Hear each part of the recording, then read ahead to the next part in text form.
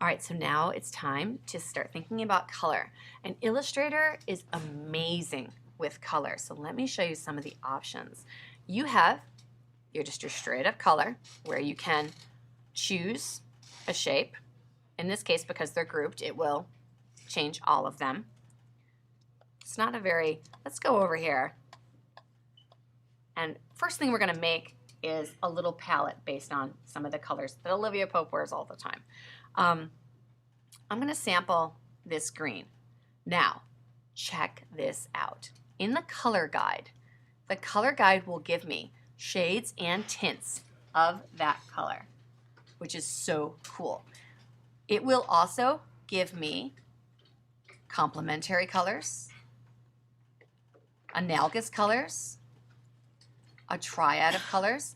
So in the color guide are all of these different color rules and the tints and shades. Shades being when you add black, tints being when you add white. Yes?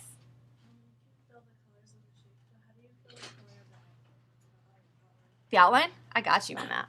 Let's go back over here. Because first I sampled this and I like that, so it's giving me some tints and shades of that.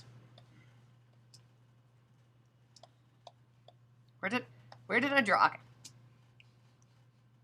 I'm going to ungroup these so that I can deal with them one at a time. If I want to fill it with, say, a cream, I could. If I want to fill the stroke, I can go here and maybe pick a beige. Make sure it's selected. Get a beige. Now, for me, that is like the least exciting stroke I've ever seen in my life. I mean, just super unexciting. So let me show you some cool things that you can do with that stroke to make them a little more exciting. You can change the brush. And these are the basic brushes. Yeah, that one's not as exciting. I always love the ones that are a little like that. And then you can change the uniform profile.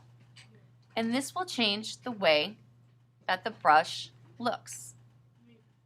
Maybe. Let me go back to the normal one. Okay. Or not.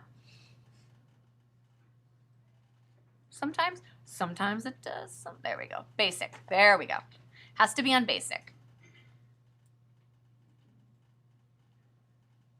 See, it just makes really subtle changes, which would look great when they're repeated because they're not overwhelming, right? So if I select this one, and this one, to very simply get the same exact fill, stroke, and brush profile, I hit I, and it fills them. Okay. I do have to, I for eyedropper.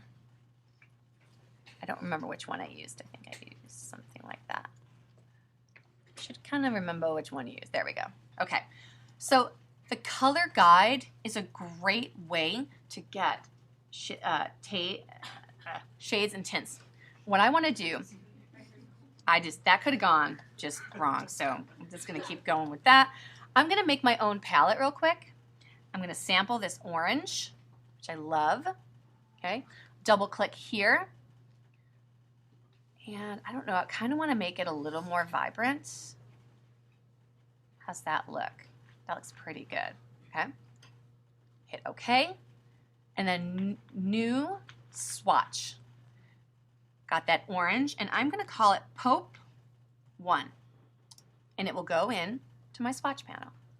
Select that green, new swatch, Pope 2. Select this fabulous taupe, maybe? And you can see the color guide at all points is like, hey, I can help you with this, man. I got all sorts of harmony rules that can help you make good decisions. I mean, look at this color palette in here. It's just lovely. But I'm going to select this pump, new swatch, Pope 3, and then because she loves creams, see if I can get a nice cream. I'm going to grab that cream, actually. I want it to be a little warmer. and then go to Pope 4.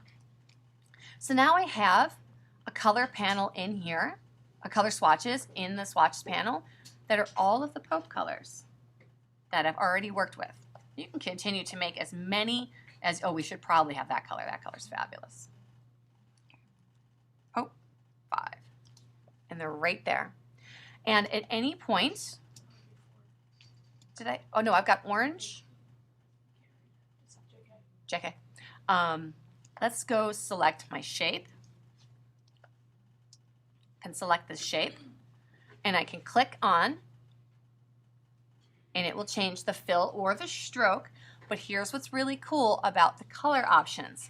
If I know I want that color, but I would perhaps like a darker shade, I can click up in my color guide. If I would like a tint with more white in it, I can select something from that end, right? So this is a great way to keep the color simple, keep the color according to, again, analogous, monochromatic, complementary, split complementary, all the different parts of color theory. And by picking 5 colors, I can come up with a variety of uniformity that will have an impact. Okay? So that's where you start.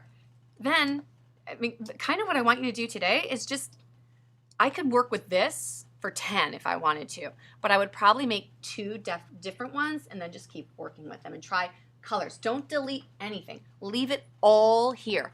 If you want another artboard, go Window, Artboards, and just keep adding them on. I don't care if you've got 50 of them, all right? Keep working out your ideas. Bring your inspiration in. Now, if you're going to do a hipster crib, you might want to draw some hipster stuff. You might want to get like a record player and do a drawing of it in Illustrator. What you can do with any of your own drawings is take a snap on your phone, email it to yourself, and then File, Place,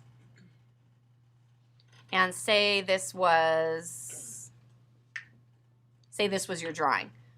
Place it, Object, make sure it's embedded, Object, Lock, or put it on the locked layer by cutting it, unlocking, and pasting it onto the inspiration layer and locking that, and then drawing on it on the wallpaper. That way it won't move when you're trying to trace it.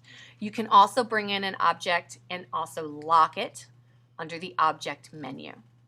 So today I'd like you to just get started.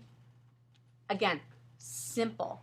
1 or 2 shapes. Oh, I have one more thing I need to show you, but that'll be the next thing.